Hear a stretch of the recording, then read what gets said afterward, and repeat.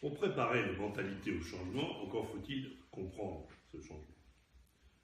Donnons-nous un outil de lecture pour essayer de mieux le comprendre. Lorsque vous observez un individu ou un groupe d'individus confrontés à cette problématique de changement, vous pouvez tout de suite identifier deux types très différents de changements. Vous avez un changement dit de type A, c'est celui pour lequel ou à propos duquel j'ai une vision précise, concrète, immédiate, de l'intérêt que j'ai à changer. Je change.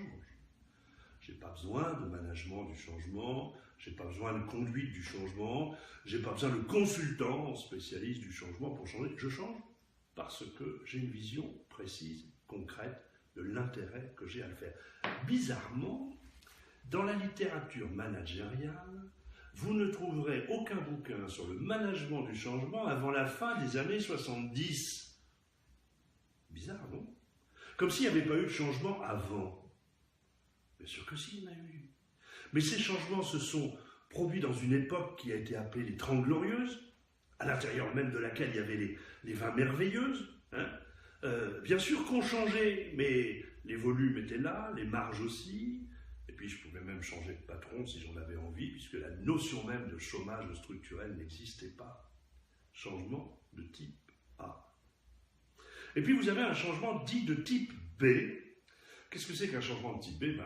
C'est l'inverse. C'est celui pour lequel ou à propos duquel je n'ai pas une vision précise, concrète, immédiate de l'intérêt que j'ai à le faire. Quand un individu est confronté à cette situation-là, un changement sans vision de ce vers quoi je vais être amené, à ce moment-là, il y résiste. Le couple changement-résistance de cette nature est un couple qui est indissociable. Et le problème qui se pose alors, c'est au service de quoi je mets l'énergie issue de ce couple. Parce qu'en science du vivant, c'est une des caractéristiques du vivant. Dès que vous mettez un couple en présence, vous avez toujours émission d'énergie. Est-ce que vous allez mettre cette énergie au service de la construction, de réponses plus ou moins pertinentes, plus ou moins adaptées, face à la situation nouvelle à laquelle vous êtes confronté?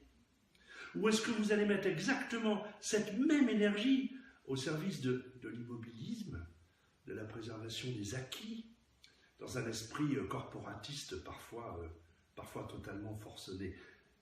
Vous voyez que la problématique du changement peut être abordée de cette façon. Comment vous faites pour gérer des couples changement-résistance dans la mesure où, pour vous-même d'abord et pour vos collaborateurs ensuite, la vision concrète de l'intérêt que vous avez à le faire n'est pas présente. Par nature, un homme d'entreprise est un acteur du changement. On dit qu'on est dans une société post-industrielle, même si le terme est un peu dépassé maintenant. Ça veut quand même bien dire que c'est l'industrie qui a changé la société et pas l'inverse. Par contre, aujourd'hui, vous êtes confronté à cette problématique-là, de devoir conduire des changements sans une vision concrète de l'intérêt que vous avez à le faire. Et ceci n'est pas prêt de s'arranger. Si nous essayons d'introduire un rapport entre, d'une part, une fréquence de changement et d'autre part, un temps qui passe, qu'on se donne une année de référence, comme par exemple celle de la faillite de Lehman Brothers en 2008, mais pas une référence d'ailleurs, c'est juste un point qui peut marquer l'histoire, bien on peut faire une courbe qui est quasiment exponentielle.